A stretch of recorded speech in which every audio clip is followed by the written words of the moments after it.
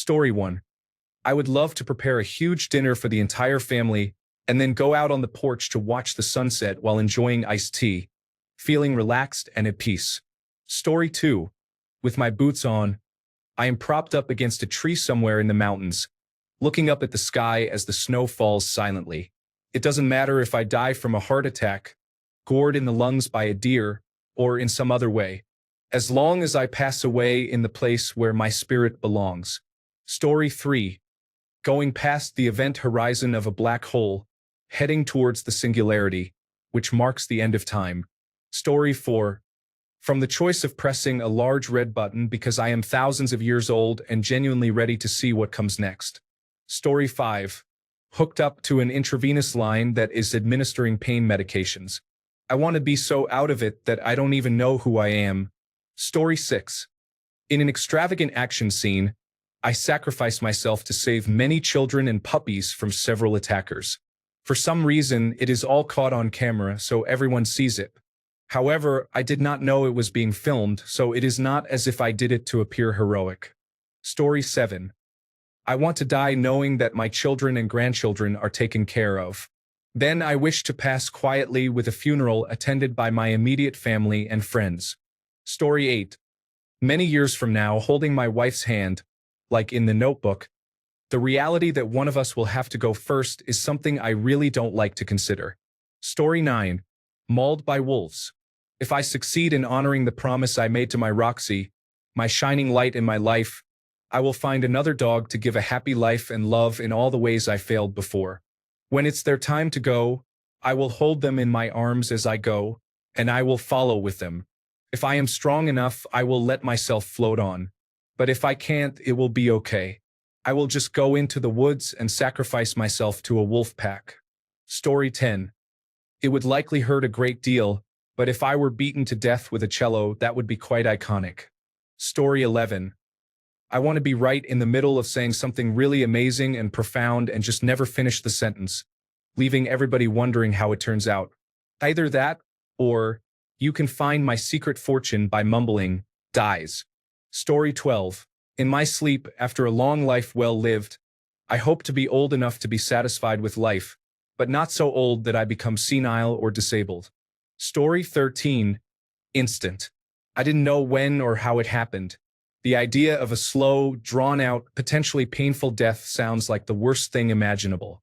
Let it be when I'm at my happiest, and then it's over. Story 14. I'm not sure if this is asking for a how-to or not. If you're unsafe and in danger of harming yourself, please call the National Suicide Prevention Lifeline at 988 or text 988. You can also text home to the crisis text line at 741741 to talk to someone anonymously for help. Story 15. Between the ages of 75 to 85, I am content and satisfied with my life. I hope to either have people with me as I pass or, at the very least, to be mourned once I am gone. Story 16. Preferably living alone on a mountain overlooking the valley. I would fall asleep and never wake up. Story 17. A parachute not opening is a way to die. Getting caught in the gears of a combine or having your life ended by a Laplander. That is how I want to go. Story 18. Either surrounded by loved ones so I have a chance to say goodbye, or really so quickly I don't even notice I'm dying. Story 19. Irish goodbye, everyone at a celebration. I just slip away to take care of myself when my time comes knocking. Goodbyes are difficult, so I prefer to avoid that. I tell the people I love that I love them all the time. Story 20. In my sleep, I feel loved. I am scared for the future. Grandma, it is a late night. The stars are out. There is a warm breeze and the sound of water. I softly take my last breath in his arms. Take me somewhere. I like the water. Story 21. Punching a missile just before it hits the ground. Being torn apart by a black hole, or being pursued for hacking into classified information from all countries and making it public. Story 22. I always found it interesting to contemplate death by falling from a great height, head first. I would see the ground getting closer, and then my consciousness would cease to exist. It's quite profound. Story 23. I have died once already from a heroin overdose. It felt like falling asleep. I didn't even know it happened. I will never touch that substance again, but I hope to God that when I die, it will be like that. Story 24. I hope to one day drink too much, fall asleep in the bath, and drown while I am unconscious. It has almost happened before, and there will be plenty more chances for it to occur. Story 25. Most likely in a spaceship in outer space, watching all the extraordinary sights of space, as I always wanted as a child, and just closing my eyes into oblivion. Story 26. I never thought about it, but I guess it is kind of nice. Feels peaceful. There is nothing to worry about anymore. There is no need to deal with people or the responsibilities of adulthood. Yes, it seems really nice, but I'd prefer to smoke more cannabis until then. Story 27. While I am with the woman of my dreams on top of the company I built, which has a sea view, and the sun is rising. Story 28. As quickly and painlessly as possible, the result was my family receiving a very large death benefit. Story 29. Painlessly and peacefully. My world right now is filled with pain and nausea, possibly due to Ehlers-Danlos syndrome. It is exhausting, and I am so tired. I just want it to stop for a moment, where I am not hurting or feeling the urge to vomit. Story 30. I would like to have enough warning to put my affairs in order, such as writing down passwords and ensuring someone has access to my bank account, and then have it happen quickly. My grandmother suffered in and out of the hospital for months, slowly dying in an extraordinarily painful manner. I want it to be over quickly, however it happens. Story 31. Going as high as the altitude allows and jumping out of a plane into the Caribbean Sea. Just falling into that nice blue water. Story 32. Olga Lyashchuk is a world record holder for crushing watermelons between her legs. Story 33. Before my husband, we have been together since we were 16. After 25 years, he is still my greatest joy and comfort. If he is gone, I am no longer living, just existing. Story 34. Personally, I would like to fall asleep and not wake up. However, I knew a girl who mentioned spontaneous combustion and hoped it would happen to her one day. Story 35. Probably due to pressure failure in the bioorganic dome on the Zeta 4b colony near the South Pole of Mars. I can feel it. Story 36. I have had this planned for years. I want to hire someone to brutally and violently end my life, like in the movie Terrifier. I imagine being cut in half or opened up and watching myself bleed out on the night of my 80th birthday. Everyone else can figure it out after that. It is not my problem. Story 37. Maybe driving really fast, then losing control and hitting a tree, or skydiving without a parachute. Story 38. Oh, I have an interesting story. On my first day at a Ukrainian college, we had an English lesson. The teacher said we could tell a little about ourselves. I said I love to draw, I am studying journalism, but I don't have much time in the end. I'm from the Donetsk region and was born in Donetsk. I expressed that I want to die in Donbass. Now this place is literally worse than hell. But it's my home, and I love my region more than any other place in the world. Story 39. Probably by electrocution.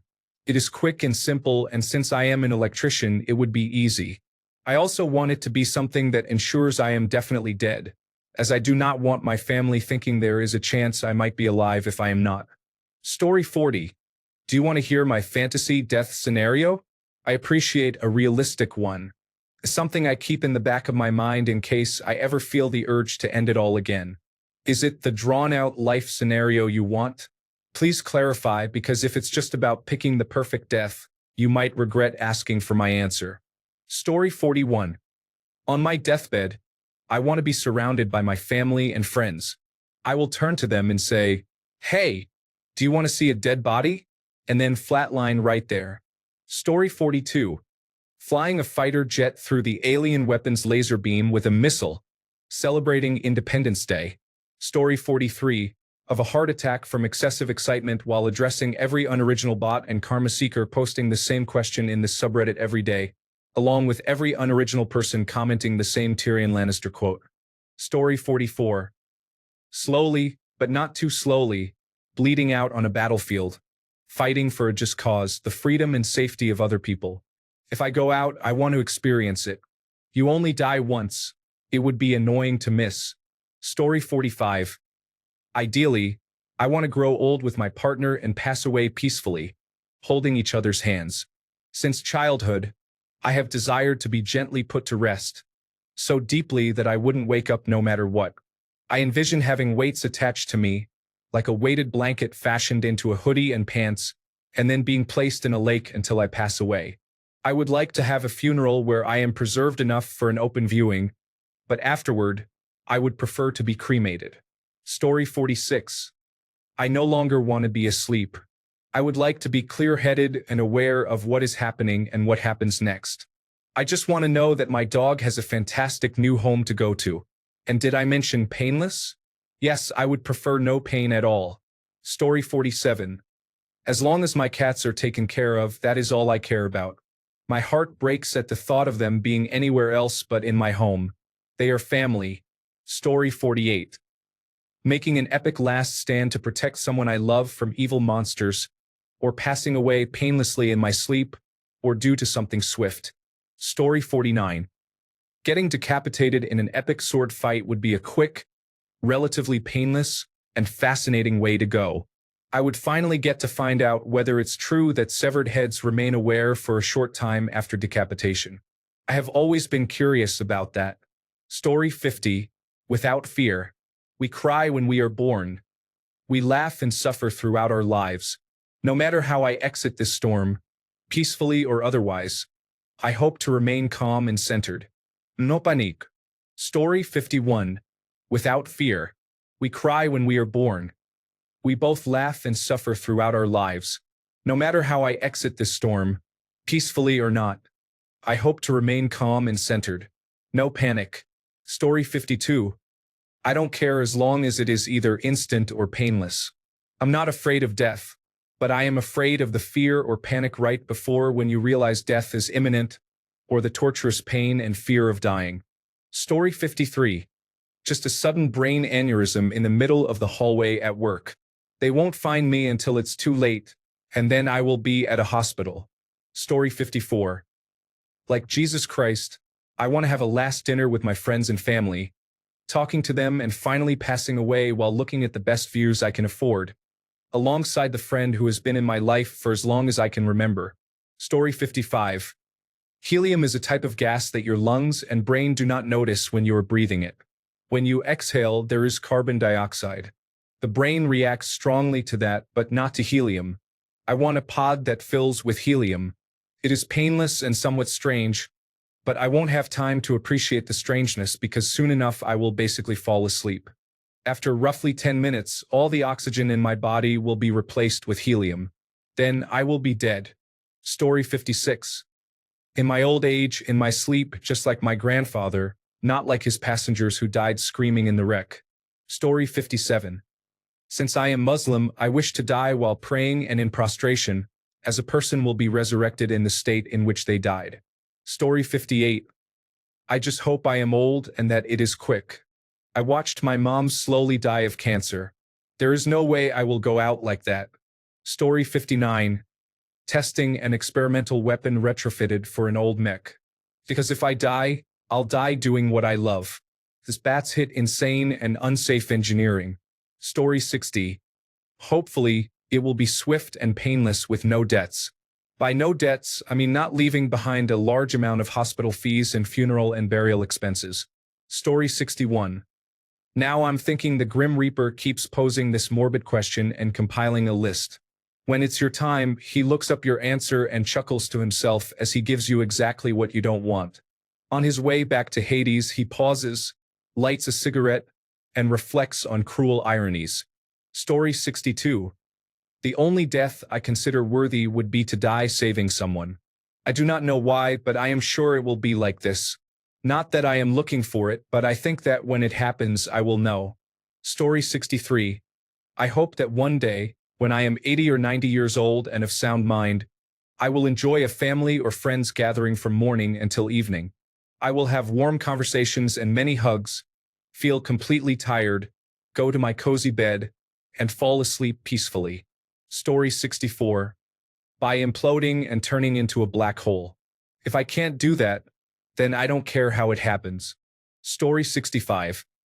In a fiery explosion while saving people's lives, preferably with heavy metal music playing, my flaming skull then flies out of the explosion and hits someone's doorbell. Story 66. With all my loved ones by my side, we chat about the good memories or face a tragic end from a gunshot or stab wound in a snowy park in the middle of the night. Story 67. Probably in my sleep or become a UFC fighter and die in the octagon so people can make sad edits of me. Story 68. Fentanyl overdose. It has happened once before to me. I was unresponsive for 6 minutes, and doctors say I am very lucky to be alive without brain damage. Since I have experienced it before, I know how it goes and do not fear it. The transition from consciousness to unconsciousness is so quick that I did not even notice it happen until I woke up after the 4th dose of Narcan. I was just making a sandwich when suddenly I found myself in the hospital with no memory of the transition itself. It was very peaceful. I have been sober for 3 years now from opiates, and I will reach 4 years in March. Story 69. As direct as possible, I don't want to cause any pain to my family who would care for me. I witnessed how difficult it is to take care of someone with Alzheimer's disease. It's a completely different aspect from love. Story 70. Like the human statues of Pompeii, I would assume the worst pose I can imagine just to become a tourist destination. Story 71. Probably by sacrificing myself in some heroic way that changes the course of history. That would be pretty impressive. Story 72. Maybe by throwing a coin into a wishing well or blowing out my birthday candles, closing my eyes, and thinking the words, "I wish for peace." Story 73. I will pass away in the year 2093, on December 17th, with a big smile, sharing great stories with the nursing staff about my youth and the foolish things I have done. Story 74. When I was a new emergency medical technician, I responded to a 92-year-old man who had a heart attack and broke his neck while skiing. That is my dream. Thanks a bunch for sticking around till the end of the video. Remember to subscribe, and until next time, stay awesome and goodbye.